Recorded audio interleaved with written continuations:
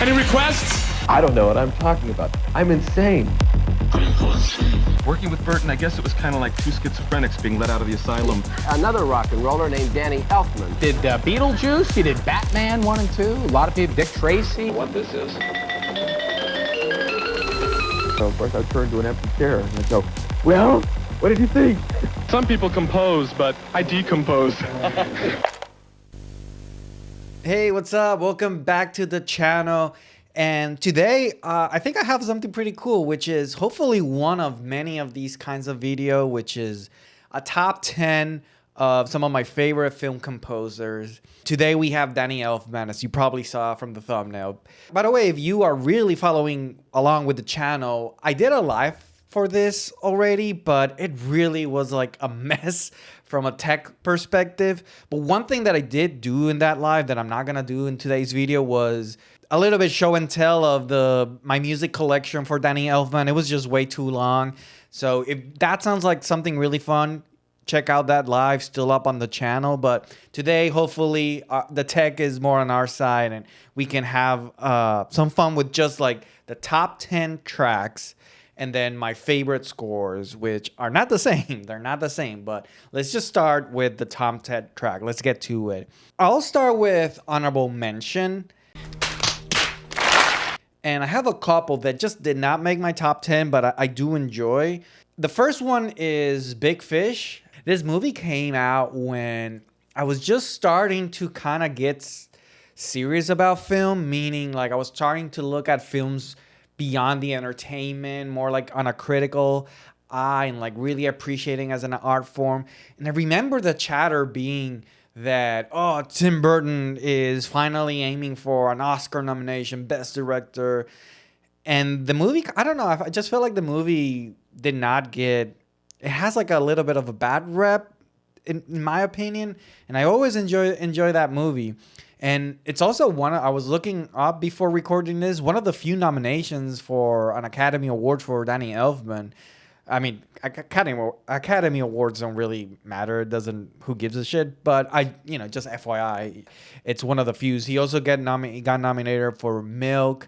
I think Men in Black also got nominated. Yeah, I feel like those are one of those things where the original best score category at the Oscars become sort of like this companion to Best Picture. Like some of the films are nominated there, go into the best score. Doesn't, for those of us who like, just follow throughout the whole year listening to so many soundtracks. There's just so many that just never make those categories that are the ones that we're talking about and excite us. So, yeah. But anyway, so yeah, The Big Fish I think The Big Fish shows one of the sides of Danny Elfman that I like, which is his sort of like emotional, really simple and soft scoring. And I'll play a little bit of what I'm saying with The Big Fish. So an honorable mention, I'll play you a little bit. This is Sarah's theme, but it showcased that a little bit. I'll play you a little bit.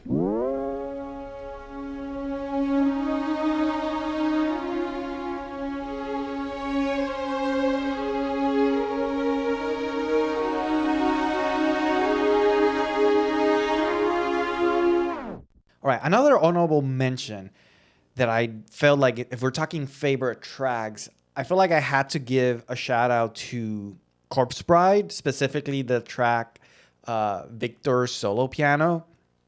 This is a really weird track because it kind of feels like almost like 1/3 of a track, like not a complete thing, and it gets interrupted by dialogue. But it does have that like Danny Elfman, Tim Burton collaboration, dark, moody, beautiful part of it to its maximum. And it's one of those things that like I would be lying if I said that if I found a piano somewhere, I would do my best Victor sad mopey emo impersonation and just play this track. But I don't know, it's always stuck with me and I almost made my top 10. I have like a couple of previews from that track. And again, I'm sorry, I can only play a little bit for trying to do my best for the copyright YouTube stuff. So I would love to play you the full versions of this. But so I got, for the Victor solo piano, I have two sections. One is the beginning where it really just kind of like, I don't know, I listen to it and it's almost like a leaf falling, like a lonely leaf falling down. It's just so like, intimate, simple, and emotional. Here, let's play a little bit.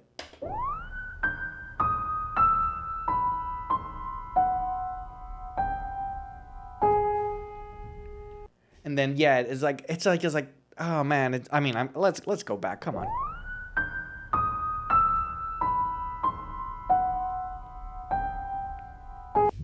So yeah, and then that note starts the next section of that track. That little tiny intro leads to like this kind of like Beethoven sonata, or I could see that being like a tam track there, but it just starts.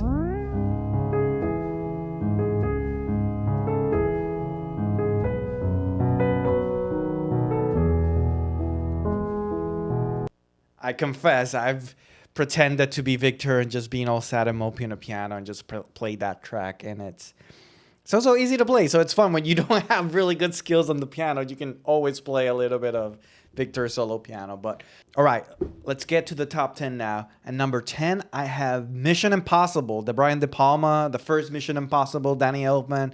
So I don't know if this is, I don't want to say urban legend because it's not that big, but I felt like I read a while back that there was another composer attached to this. Actually, I don't, was it Alan Silvestri? I don't know. There was another composer attached to it. They changed composer literally at the midnight clock, the last minute. And Elfman came in from being hired to finishing the score in like 3 weeks, which is insane. It's, oh my God, it just gives me stress to think about that, if that indeed is how it happened. Needless to say, that is nothing to do with the quality of the score. I actually really like it. It's my favorite Mission Impossible score to this day.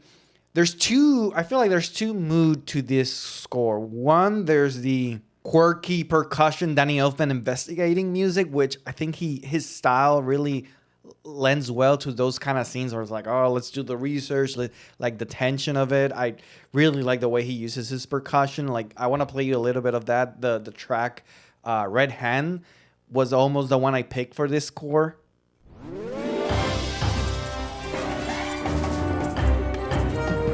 So yeah, I just like how, obviously we have the classic Mission Impossible Lalo Schifrin theme being quoted there, but just touches that Elfman adds with like his percussion personality, I always like it. But that's not the track. The actual track I went with is a track called Betrayal.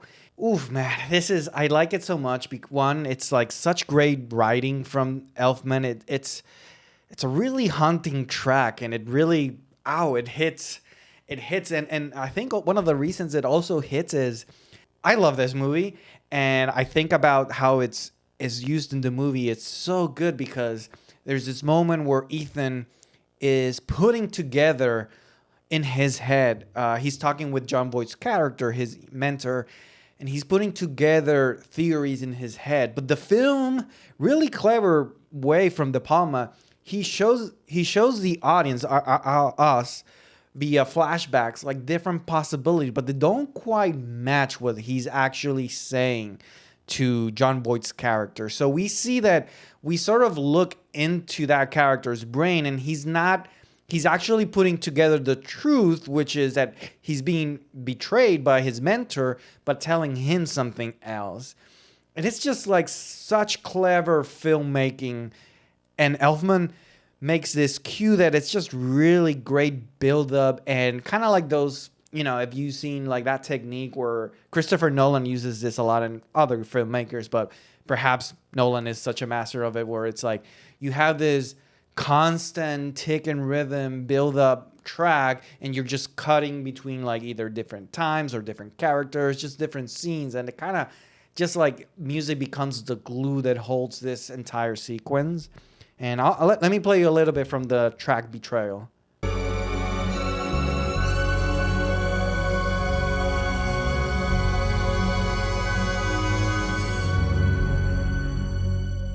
So yeah, I played you the climax there, but I wish it's one of those tracks where I wish I could play you the whole build-up, but it's just this constant build-up until he just realizes like he's been,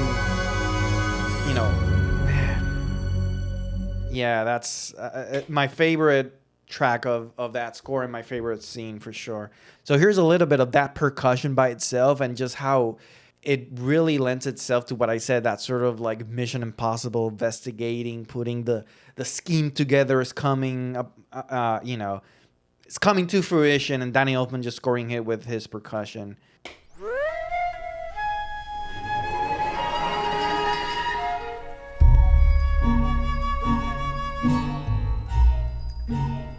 Man, that rhythm. Here, let me see if I can.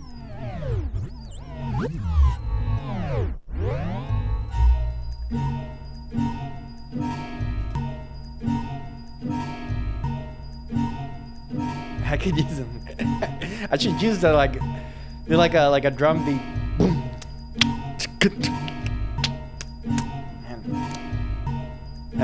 That's like a really fun project to just do like weird shit with sampling film music. That could be cool. This could be one.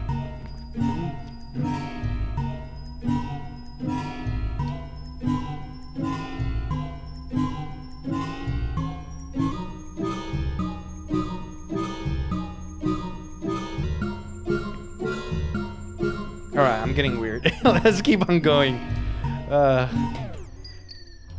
What's bound to happen? At number 9, I actually thought this was gonna be higher on the list, but I don't know. That's the thing with making top 10, man. This shit is hard. I have The Breakfast Machine from Pee-wee's Big Adventure, and here, let me play a little bit of that track.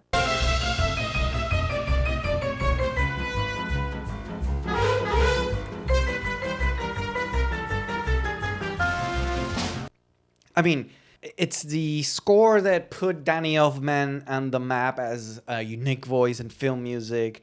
It really made a statement about comedy scoring. Till this day, it sounds fresh. Can't imagine what at that point must have felt like. It was really hard picking between The Breakfast Machine or the main title, because the main title just has this section that I absolutely adore. It's when it really becomes like this really sad, slow, blum, bum, bum, bum, bum, doo, doo, doo. And then those triumphant horns when they come in. Ba-na-na-na, ba-na-na-na. Should I pick that? No, The Breakfast Machine. I mean, The Breakfast Machine also has that at the tail end, but at number 8, I have Beetlejuice. Yes, Beetlejuice. Come on, man. Let's play this thing. Whew.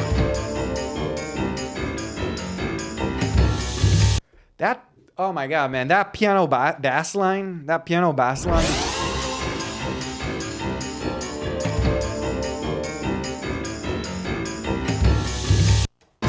I'm gonna.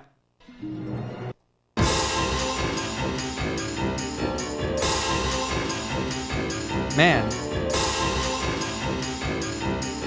Again, it feels like such a rock star theme to compose. That piano bass line, like I can hear it, someone playing that on like a electronic guitar, just like on stage, just like like, man, of course, like leave it to a rock star to compose that. And also I just love how it matches the character of Beetlejuice. This sort of like in your face, like he's a rock star too, you know. Again, that theme just comes in the main title of it. We're just watching the titles of the movie hasn't even begun. Imagine just that thing just blasting out and be like, da-na-na-na. You're like, whoa, man. Yeah. But, you know, another track I also love from Beetlejuice score is the traveling music. And there's a couple of tracks that do this version. Edward Scissorhands has one that I brought. But I also really like that track, and it was something I considered, but I couldn't not do the main title one.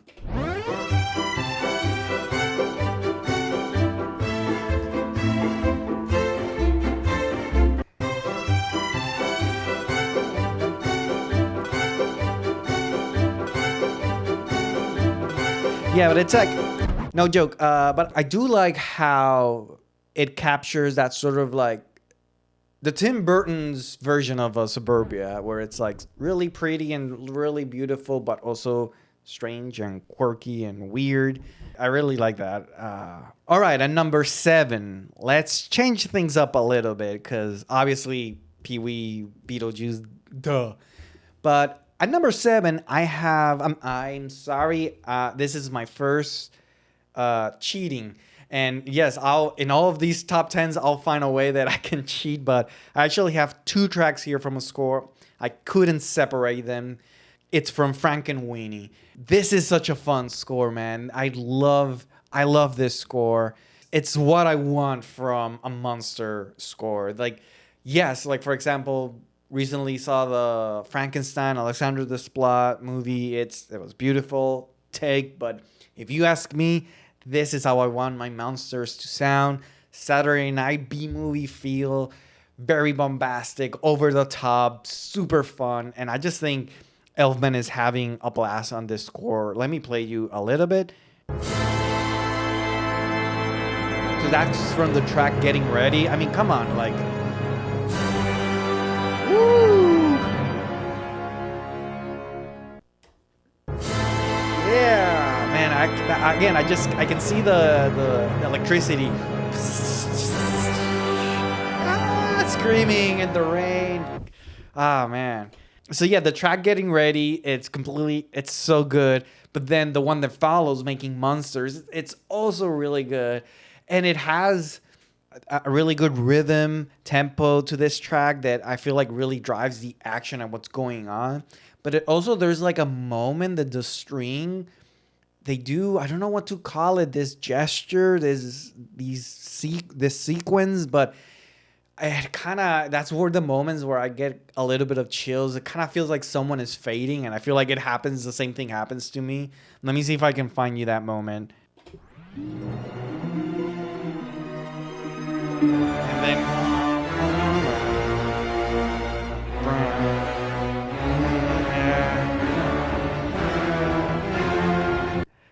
again.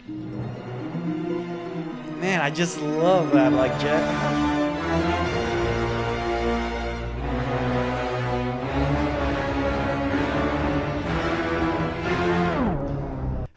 Man, that score, again, it's just so much fun. And if you don't know Frankenweenie, it's an animated film that came out in the 2000 something, but it was actually based on a short film from Tim Burton that he did back in the day. I think the Blu-ray, I have that film on Blu-ray, and the Blu-ray contains the original short. It's just a really fun, it's a really fun score. And then also the main theme of that score, it feels like a little bit of the Batman theme, but inverted. You know, Batman, ba-da-ba-bam-bam, ba-da-ba-bam-bam-bam. And this one goes ba-ba-ba-bam, and then but down, but it's like ba-bam-bam. Wait, is it bam-bam-bam-bam? Like it's like, I don't know. I think it's kind of similar, but let me see if I can find it in one of those clips.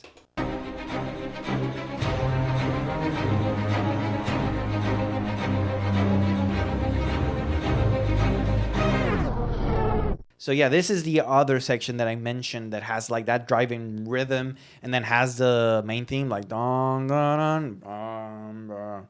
It's like, it feels a little bit like the Batman, but like a little bit in reverse. Like it's like an experiment gone bad. Like but nope, like something went bad here.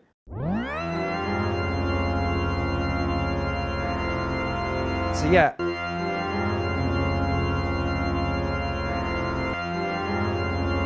So yeah, it feels like the Batman, but then down, but then it goes down instead of up.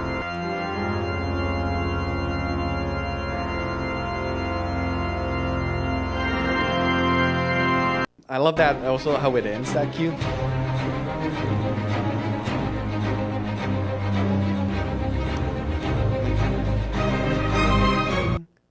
Yeah, da-da-da-da-da.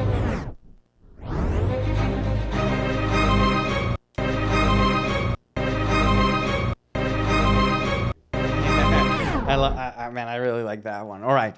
Yeah, Frankenweenie, it's a super fun score, honestly. Man, but it's tough. What we have coming up, it's tough. So, at number 6, it just missed the top 5, and man, it's really hard. I would have loved to have it there, but I have Spider-Man 2. And yes, I went with Spider-Man 2, not Spider-Man 1. And the reason why, I mean, Spider-Man 1 is a masterpiece of a film score. By all means, it probably should be the one that I pick. The track Farewell on the album is one of my favorite tracks of Spider-Man 2. But Spider-Man 2 has something similar at the end. The movies, they do this really interesting thing where it's Spider-Man, it's like the same emotional beat, the ending, but sort of like with a twist. It's like Spider-Man 1 ends when, Peter Parker has sort of saved the day, but then realizes saving the day means he can't have the girl of his dreams. And the track Farewell begins with what I was mentioning before during the Big Fish, this style of writing from Danny Elfman that it's just so simple yet really emotional, effective, and I absolutely love it. From that arrangement, it goes into like a hero statement of the Spider-Man theme, and it's really heroic, and he's like sort of like I've done the decision that allows me to state my statement as a hero. I know who I am. And then Spider-Man 2, after some hours of just putting this character through the ringer, Peter Parker again, here we go. We think we're going to go down the same path. All right, the villain has been defeated, but once again, it's just he can't have it. That's just Peter Parker dilemma. He just can't be happy in his personal life.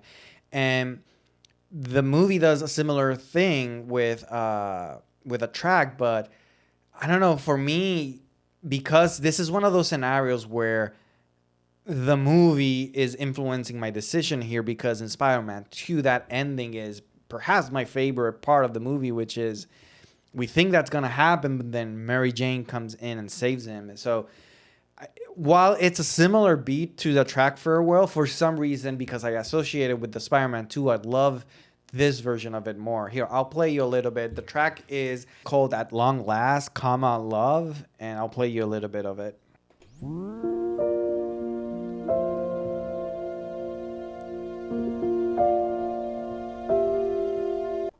I mean,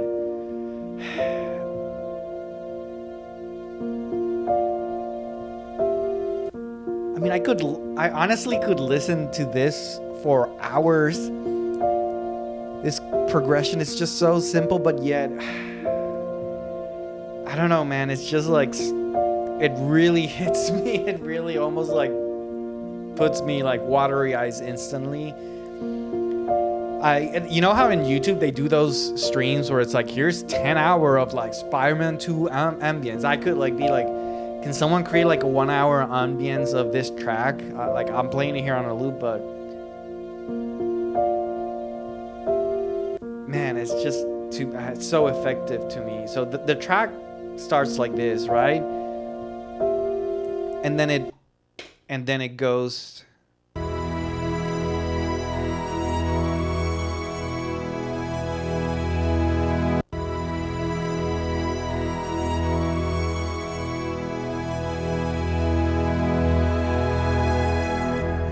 And then going to, just like in the first movie, going back to starting with the Spider-Man, the main theme statement. Here, let's go.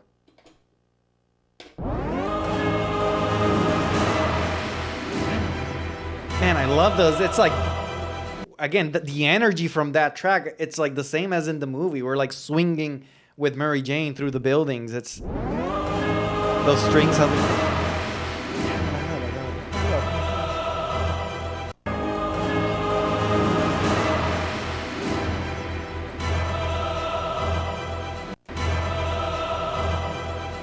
It's like, yeah, like woof.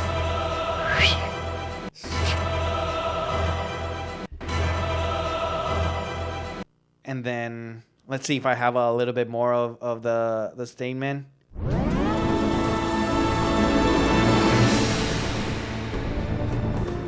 Well, this is actually from the main titles, and there's this moment in the main titles. To me, it's like the coolest thing, and I was like, it's so weird, but it's there, and it's like the track is literally almost about to end, and then you hear, I don't know what this is it like a synthesizer or something? It just goes like wow, wow, wow, wow, wow, and I just always like, it's like that small detail, but kind of just makes me like, oh man, this thing is at a whole different level.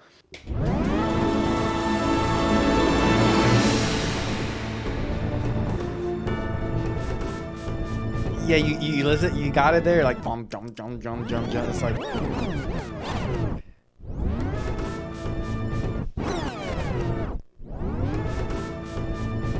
don't know. I always love that detail. But number 5, I have a confession with number 5.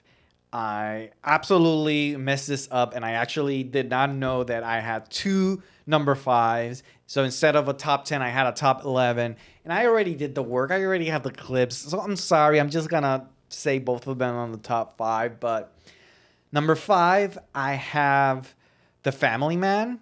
I have the track Promises.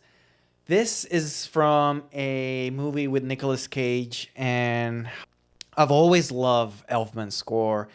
It's really good Christmas score. You know, this movie takes place in Christmas, so it really has that sort of like holidays type of vibe. But I think it's so, again, I just love this side of Elfman, this sort of like simple yet really beautiful, emotional writing that just seems to like go straight to my heart and just tug at my emotions. And I believe the score also just does a really good job with the oboe instrument. Man, all my terms for music are in Spanish, including instruments. So it's like I do this Spanglish thing. Like I wanted to say oboe, which is how in Spanish, but like oboe, you know. So, or hopefully I pronounced it correctly. So I'm sorry, but yeah, I think it has a really good showcase of that instrument, which is a nice touch to it. Let me play you a little bit of Promises.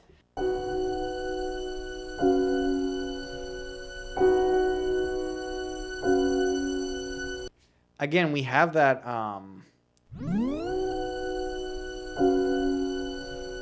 that just simple writing, almost like the one from Simon Stew we just saw. Like I could listen to that.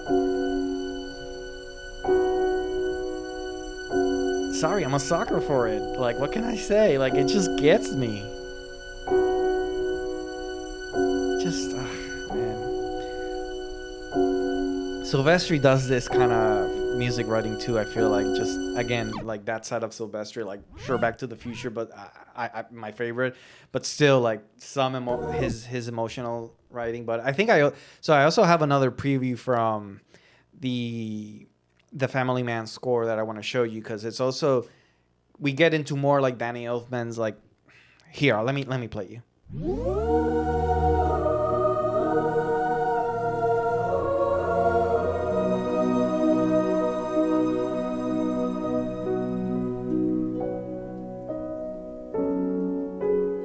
Man, love that score. If I have to pick a Danny Elfman superpower, maybe the first thing that pops into my mind would be like his writing for choir, for voice.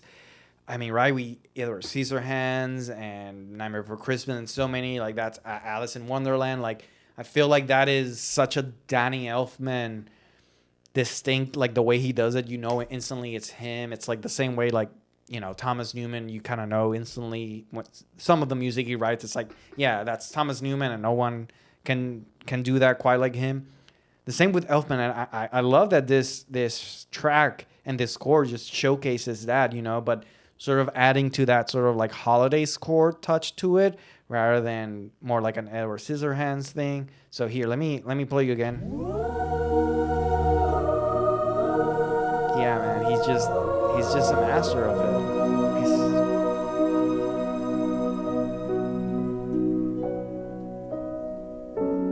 Go back to the piano. Yeah, I absolutely love that score. So I had that at number 5, but then also I had a number 5. This next track is the Wolf Suite, Part 1 from the Wolfman. This is an amazing track, by the way. This is an absolutely amazing track. I don't know. I love this track. I think this track was used as trailer music for films. I don't know if multiple ones. If memory serves me right, and I'm sorry, but if someone in the comments, if I get this wrong, you can correct me. But I think it's used as for the music for the trailer of Tinker Tailor Soldier Spy. That's what comes to mind. I don't know, but I know that it's been used in a trailer because I was like, "Oh my god, that's the Wolf Suite from the Wolfman." And I think that's the ultimate heat check. If as a film composer, if you write a cue that just gets used as a trailer from somewhere else, like oh my god, you know, like that's what an accomplishment. I have a lot of previews from this track. I think I have like 5 or 4. Because I just wanted to show like the different stages, because this is absolutely a build of a track. It's just layers and layers. And similar to that Betrayal track from Mission Impossible, I love just how like it just keeps the tempo, you know, the steady rhythm to it. And I think it's such an amazing tool for filmmaking, especially for a story about the Wolfman, which is this thing where it's like, I feel like time is always a thing with those kinds of story, like the stress, like, oh my God, we only have enough time before I transform, or even the transformation is this sort of like buildup. You go from like human to, it's like this thing. So I just thought it's master filmmaking by both the director and from Elfman and film scoring. Here, let's try to hunt down some of the tracks. So yeah, that's the beginning, man. Those two notes, I mean, again, it's like we could do... Come on, man.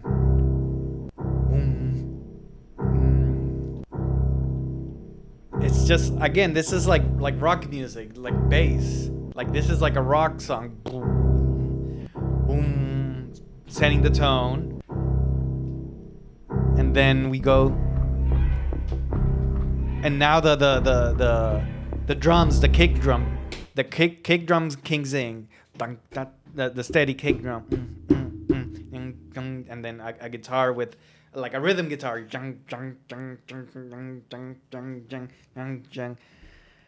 What a badass of a track. Let's keep going. Like, so again, it's like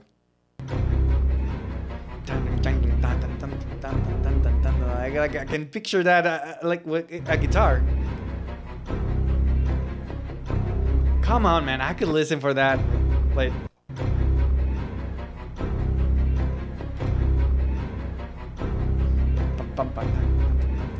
come on, some metal band. You gotta make a cover of this. If not, I'll make a band just to make a cover of this. The Elfmans, or I don't know. That was a lame name. What should be my name for my metal band cover band just to perform this song? Now the main melody.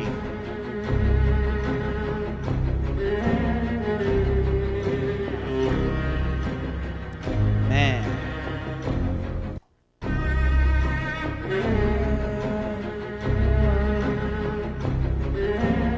What a statement from the melody, from the theme.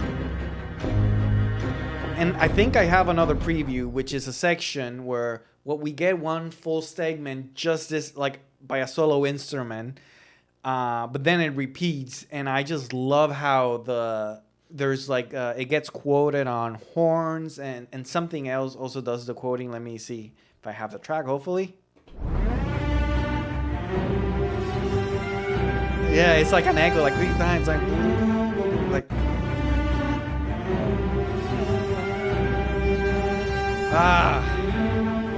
man, goosebumps. Come on, one more time.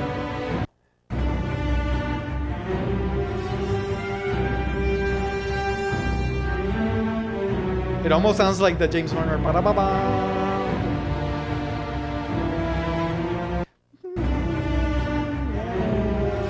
my God, this how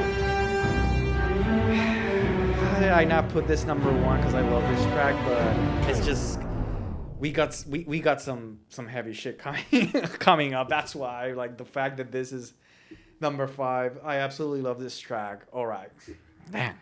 So at number 4, I have Batman, The March, the main theme, which is, it's kind of crazy this is number 4. I'm not going to lie. It's kind of crazy this is number 4. This is one of the most iconic film music tracks, and I have it at number 4. Like, what the hell's wrong with me? But come on. I debated in these top 10s whether to do main titles or end credit tracks because, come on, it's hard not to make a top 10 just based on main titles of all the composers and credits.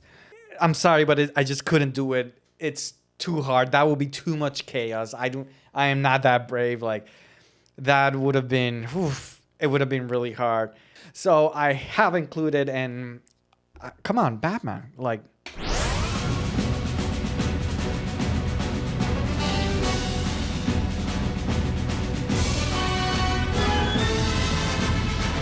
that's one of my favorite touches from the Batman score is that like that horn quick section that's like, it's like whoo, oh man, whoo. It's so good. And oh man, I also, one of the things I love about it is just how it keeps like modulating, like da da da da da da da da, key change, da da da da da da da. It's yeah, man. A lot of things. I'll just move on to my number 3 because what else can I say about the Batman March? It's one of the most famous film scores ever written, and a lot of smarter people have talked about it. So yeah, it's number 4 on my top 10 Danny Elfman tracks. I am crazy. I'm telling you, I'm crazy.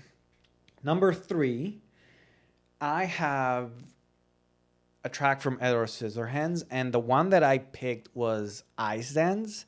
But this was really hard, actually. This was the hardest one picking a single track because I could have easily gone with the introduction or storytime track. The first 2 tracks are just absolute, like, Hall of Fame moment for Danny Elfman, like, cementing himself, if he wasn't already, in the film score Pantheon Hall of Fame. So, but I went with Ice Dance because I just feel like it might be one of the purest representation of what the Danny Elfman and Tim Burton collaboration yields, which is these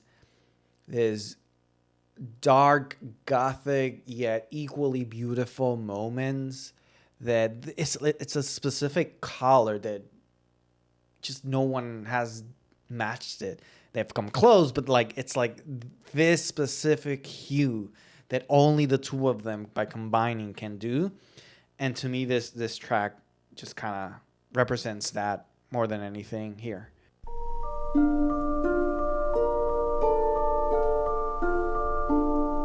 I mean, come on, like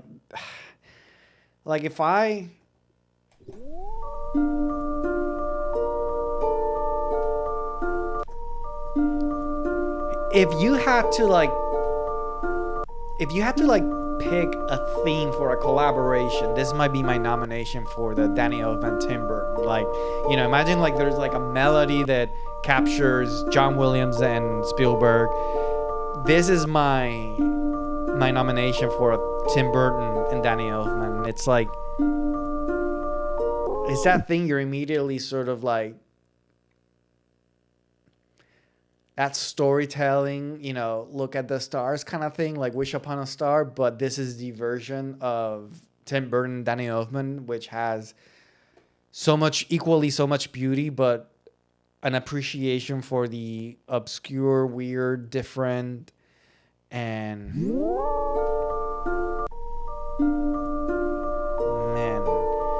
And the other thing, if we, like I was mentioning, we're gonna go by the superpower theory, this might be the ultimate superpower Danny Elfman with the choir, the voice writing, and Edward Scissorhands. This is...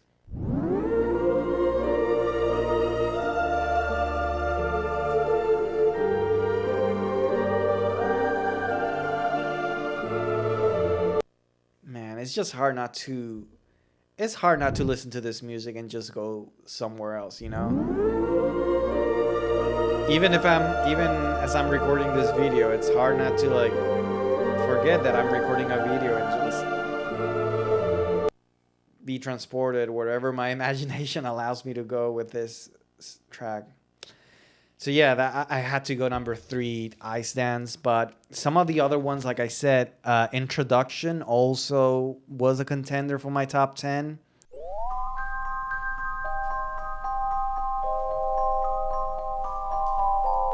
I mean, maybe also this might be the theme, the melody I nominate.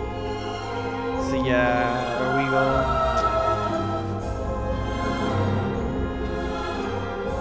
Again, it's superpower at display. All right. At number 2.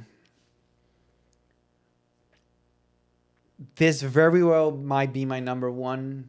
And I might regret it right after this video. I might just be like, what the hell was I thinking? This should be my number 1. It is my favorite. Well, I'm gonna pause there. Let's just play you a little bit. I don't know how I did not have this at number 1. I'm crazy.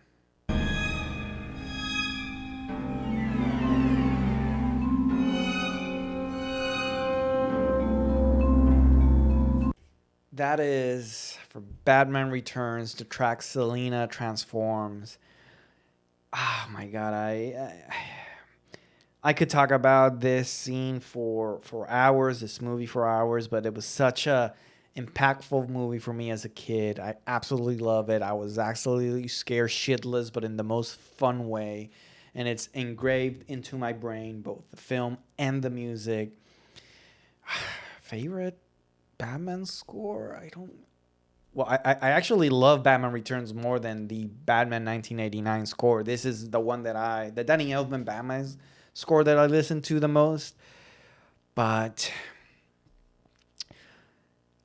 I mean, here, let me play you the next section, because again, let me play this again.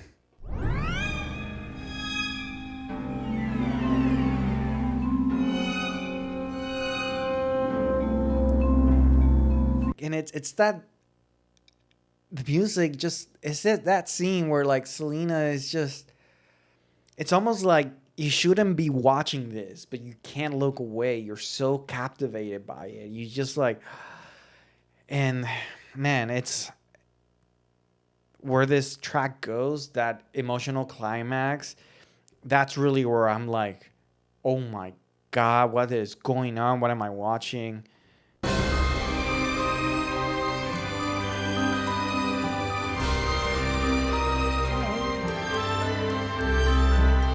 It's just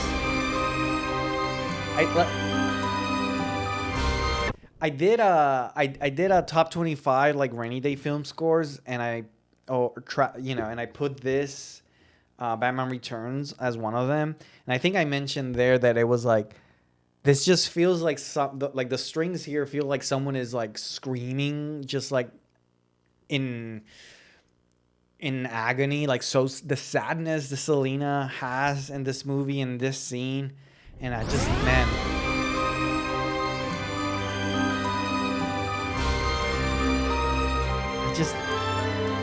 why didn't I pick this at number 1? What am I talking about? I did make one rule, is that I try to limit myself to one track per score. So this was the hardest one, picking one. I have like 5 other ones contenders. The Birth of the Penguin could have easily made.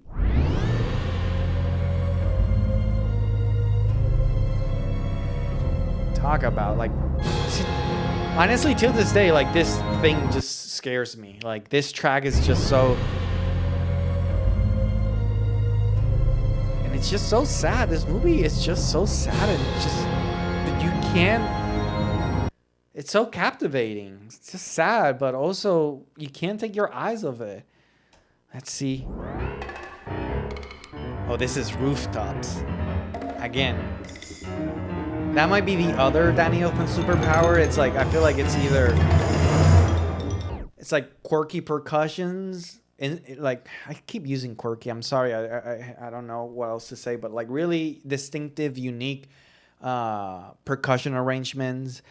I still think choir writing is the one, but this could be the other one that you nominate. And I think Rooftop is one of my favorite examples. It's such a unique Elfman way to score a Batman fight scene. Like, this is, he's fighting with Catwoman. And there's also talking about like haunting and scary shit. There is the Children's Hour, the beginning to it. Now this one might be like my scariest section from the Batman Returns one. It just sounds so innocent yet so evil and corrupted. I don't know what to say. I'm associating the themes of the music, right? Of the movie. Like I know what this. We got the penguin theme, and I know the plan. So I'm bringing that baggage to the music listening experience, but that's film music, right?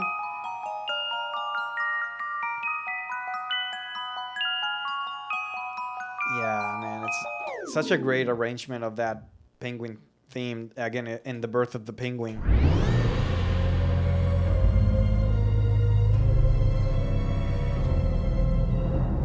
And then to go from that to...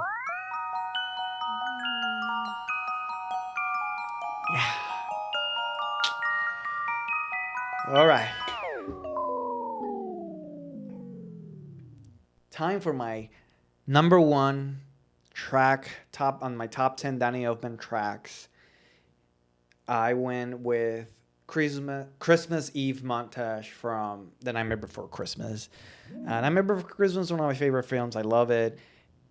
The reason I picked this at number one at the moment, this is my train of thought at the moment, was if I'm seeing like this film music, montage of like iconic moments, or if I have to, well, I mean, you can argue that for Batman the March, and so that argument goes right out of the window. But to me, if I had to pick, like, if I only had 7 seconds to show Danny Elfman in a nutshell, like his highest, his K2, the highest of highest, this is what I would pick. It's this moment, the beginning of this track, it's just Danny Elfman. Like, it's the highest of the highest to me. It's just...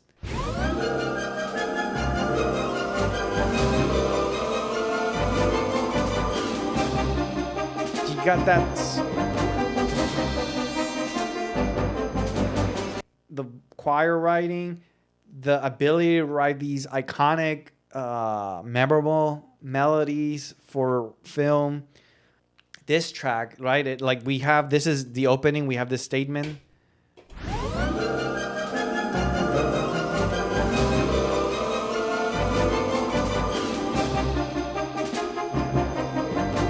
And then it gets repeated right afterward in the, I think it's Celeste. I gotta do some Duolingo about music pronunciation. Sorry, I'm hoping I'm pronouncing it right. I said this on the live, and I'm gonna just repeat it, but it feels like Van Halen told the Celeste person, just like, hey, move out of the way, give me that, and just completely goes crazy and repeats it, and it's such a like badass moment. Oh man, it's always...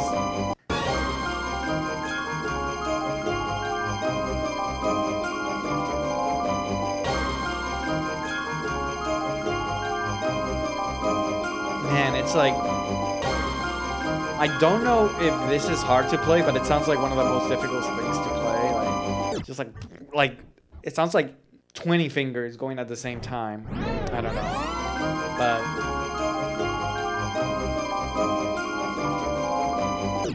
yeah, that's Danny Elfman in a nutshell. That I can make a video like this, and I haven't even touched about his songwriting. Like, one of my favorite movie songs he's written, like Weird Science, all the songs from Nightmare Before Christmas. Actually, I also love Little Things and Wanted. It's like a gem from him. Yeah, I'm excited to do more of these. I'm intimidated because it's so hard to pick. I always say this, I'll keep repeating it, but I thank you so much for watching this. I like I say, it's like there's just so much stuff that you can watch, that the fact that you spend 5, 10, 15, even 2 minutes just watching my content, my channel, it just means the world. And I'm doing my best to give you guys some really fun videos and fun stuff. And I'm not comment baiting. I am generally interested what are your favorite tracks, because there's a lot of blind spot for me and Danny Elfman. I don't like, these composers have a long career, like, so I might have a track that I haven't discovered that could easily crack my top 10, you know? Please let me know down below, like, what are your favorite Danny Elfman tracks? I would love to discover more music from him. What composer should I do next? Like, come on, throw me. I'm opening the gate. Like, come on, tell me what other one should I do a top 10? This was super fun, and I'm sure that once I pick my top 10, it'll also be really fun. But thanks again for watching. I'll catch you guys on the next one.